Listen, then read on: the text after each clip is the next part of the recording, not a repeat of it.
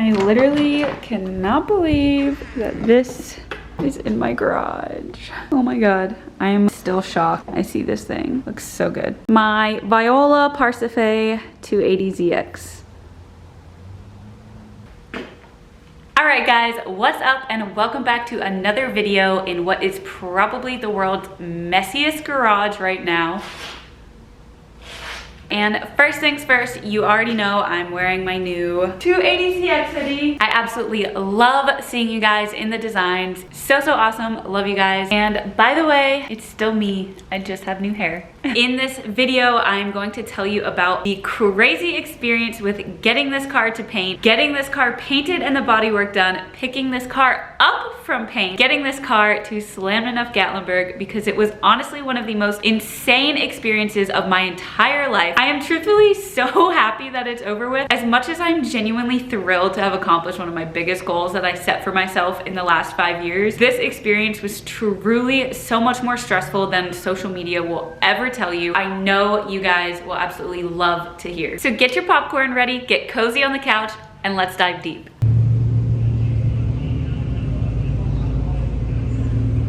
Now, for those of you who are just joining me on this journey with my Datsun, let's take it back a few steps. Everything on this car has been done in-house. And when I say in-house, I mean in the garage, in the driveway, in the freezing cold, in the rain, in whichever place I was living where I had access to this car. It was done by myself and good friends and company who helped lead me and teach me along the way. When I say everything, I mean everything. Installing the bags and the management, done in the garage. It's going on bags. Okay, so actually we just looked underneath the car and this is for the back. This one is for the front. So I got the rear out by myself. We immediately noticed that the top hat that was sent with my struts are not the same in diameter as the holes that are drilled in my engine bay, if that makes sense. So we took the top hat that comes with the struts off and replaced it with the OEM struts. Yeah, look at these bolts, dude. This entire thing fits inside. It's just not even close.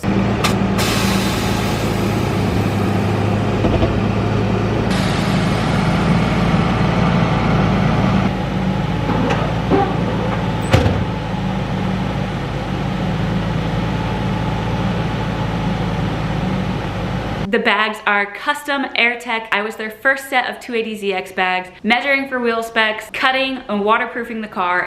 It's gonna be kind of surprising, so be careful.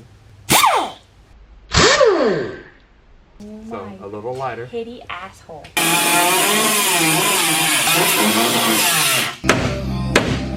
Installing this kit, drilling the hidden hardware holes, which was truthfully a nightmare. All right guys, so according to the directions, there are no directions. I have no idea where to start, so. Okay, so small update. Got the rear fender reattached, attached to the bumper, which is all this part. Turns out the holes that we drill for the fender do actually go through. They're just really tricky to get to. There, I don't know, right there.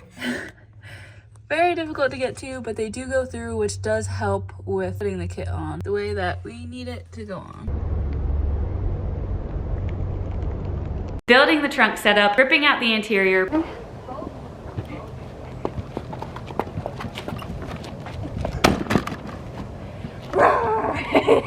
Reinstalling what there is of interior back into this car, removing the dash, DIY repairing the dash, flocking the dash. All right, so this is what we're working with.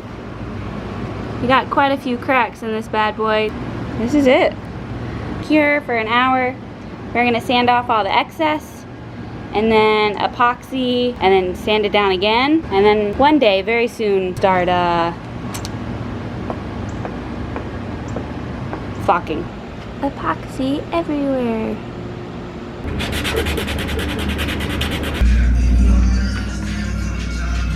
But the dash is flocked. So, yeah. Everything that you see on this car has been done in-house, up until the paint and body and the rest repair, and the exhaust, I guess, as well as regular maintenance, of course. It's been an awesome learning experience, but there have definitely been some ups and downs. All right, we're gonna take it all the way back to the first week of August, where my 280ZX paint journey started in complete chaos. If you don't already know, I picked this car up from my welders, who was welding up a pretty sizable rust spot between the windshield and the top of the car, hidden underneath that nasty chrome trim. Here underneath the trim,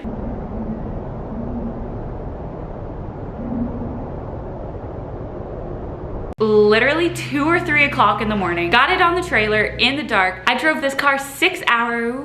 I trailered this car with my track haul 6 hours to drop it off for paint. His timeline was about 7.5 weeks, and he kept me updated up until the paint because I wanted that to be a final reveal that I could see all at once in person to have the full effect. The paint and bodywork journey started off with disassembling the car, including all trim, taillights, emblems, and much more. After that, he stripped the car down to bare metal so that he could truly understand what exactly he was working with. You really never know what you're gonna get with these 40-year-old cars. What he found underneath was genuinely a surprise, as I could have sworn that there were simply no surprises left with this car. Guess who was very wrong?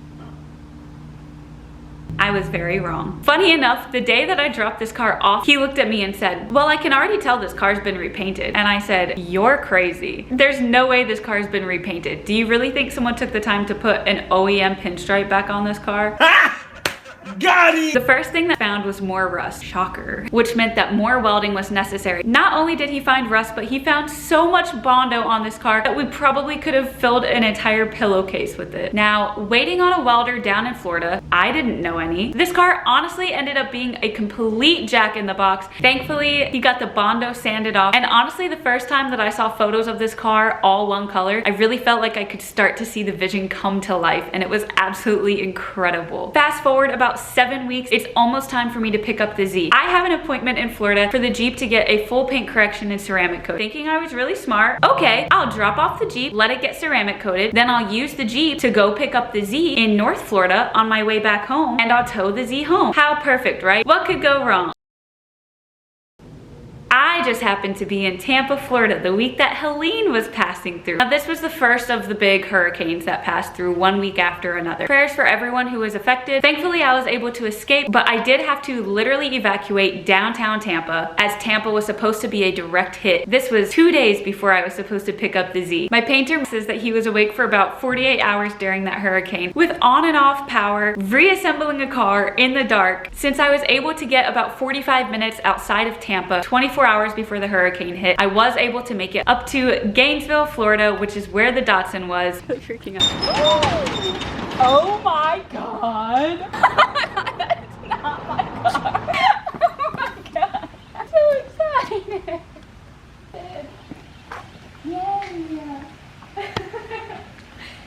I picked up the Datsun around 9 a.m. and I drove directly to drop the Z off once again for less than 24 hours to have an exhaust welded in my car, as that was something that was completely crucial before revealing this car at such a large event.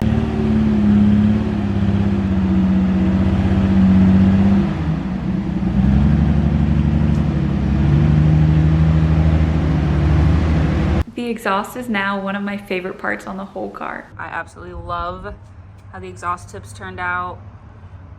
They're cut at literally the perfect angle. Oh, they look so good. Perfect. As a lot of you know, I am actually on the Slammed Enough staff. I've been touring with them for about 4 years as one of their official models. Now this means that I have to show up to the event before everybody else and actually help set up the day before the show so that vendor roll-in and vehicle roll-in is as smooth as possible on Saturday and Sunday. This means I had to be at the venue in Gatlinburg, Tennessee by 9 a.m. the Friday before the show. So let's review. I picked the car up from my welders at about 1 in the morning on Sunday. I had to be in Gatlinburg, Tennessee by 9 a.m. on Friday. That gives us Monday, Tuesday, Wednesday, Thursday. 4 days to finish reassembling the car, building a trunk setup. Today I am building a trunk setup for my 280ZX. You can see it's pretty dusty, so I'm gonna need to clean that before I actually put everything in. I have measured and cut a piece of cardboard. I put it on, I taped it to a piece of plywood, and I'm about to attempt to cut this out and hope I don't mess it up. I've never done this before, so wish me luck.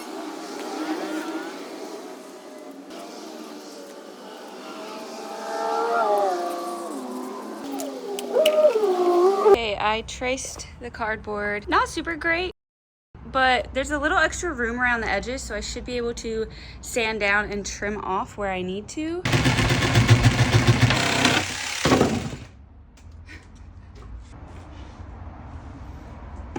Installing all of my interior pieces, put wheels and tires on, play with fitment.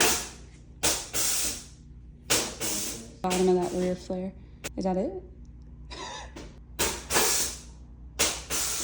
Reinstall this trim that clearly did not go on correctly, and truthfully just all of the aftermarket parts that I have been hoarding for literal years, all in hopes of this reveal. Now, I have never built a trunk setup before, and truthfully, considering I've never done it before, I kind of feel like it came out okay.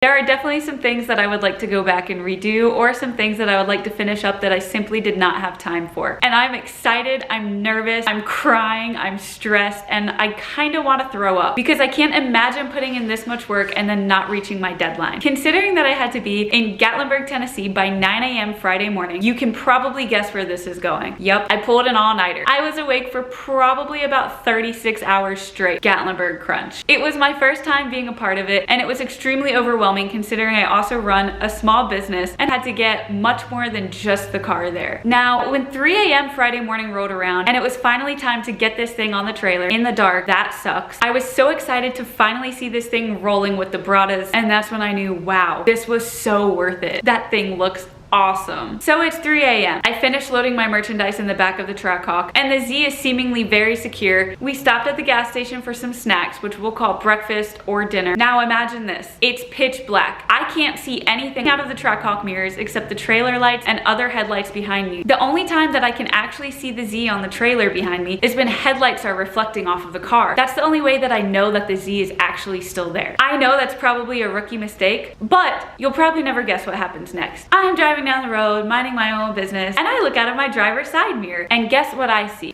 I see headlights reflecting off the Z, but now instead of the Z ending right here, there's something flailing off the Z, doing this, circles. It's spinning.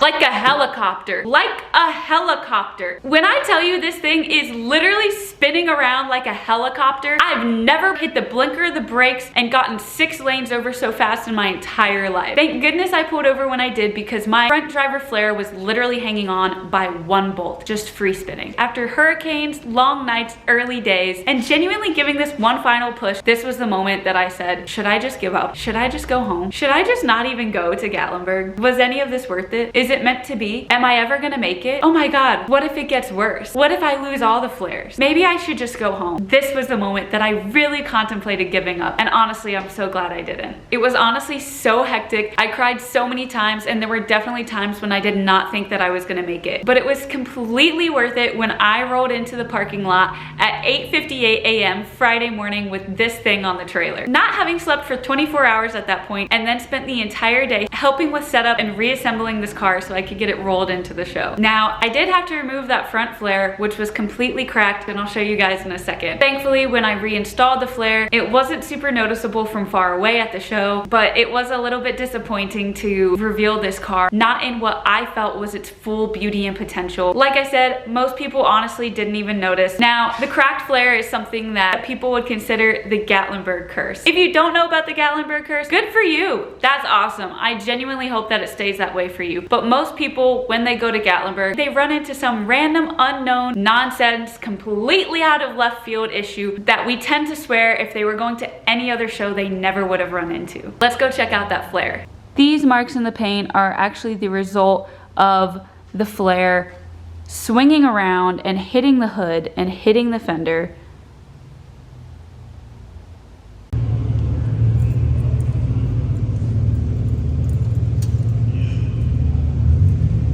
Oops, I forgot I actually recorded that at the show. I honestly have no idea how that flare was able to stay on for the 6 hours from Florida to Georgia, but the second I left for Gatlinburg, Tennessee, it came off. That's the Gatlinburg curse. That is just a little bit of insight about what went on behind the process of this build and getting it to Gatlinburg. I know that I'm not the only person that has stories like these, but I genuinely believe that it's stories like these that bring us all together and build a connection. If you don't have a passion for cars, you will probably never understand why someone would go through so much trouble just for something that looks so pretty or drives so well. But seeing your vision come to life is truly breathtaking. There are no words to describe the feeling of seeing your vision finally come to life. And truthfully, it's all thanks to you guys, to your love and support over the years, which has encouraged me to pursue so many of my dreams. A few weeks after Gatlinburg, Aaron actually backed his RX-7 up straight into the passenger rear flare.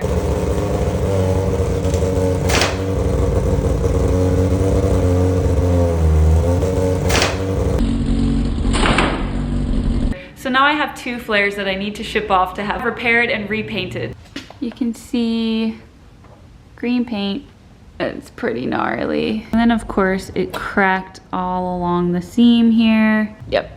Gonna be a nice little repair job. One of the biggest setbacks during my 24 hours of trying to get this car put back together were these chrome trim pieces. I think, and I'm not 100% sure, when my welder repaired the rust that was around the windshield, I think that he may have covered up some crucial indents in order to get the clips on the back of the chrome trim pieces to sit back around the windshield correctly. As you can see, they're literally just taped in right now, and then it's 3M tape on the other side. It definitely doesn't seem sturdy at highway speeds. I did purchase the replacement clips and strips for these chrome pieces, but I have been struggling to get them installed correctly. I don't know if I'm doing something wrong, or perhaps there's no going back now that they've been welded in, or perhaps you guys have some tips or tricks that you can help me with. Please let me know in the comments below. I'm all ears. I thank you guys so much from the bottom of my heart for tuning in, for always supporting the merchandise drops, and always showing me love or even constructive criticism when I need it. I'll see you again very soon.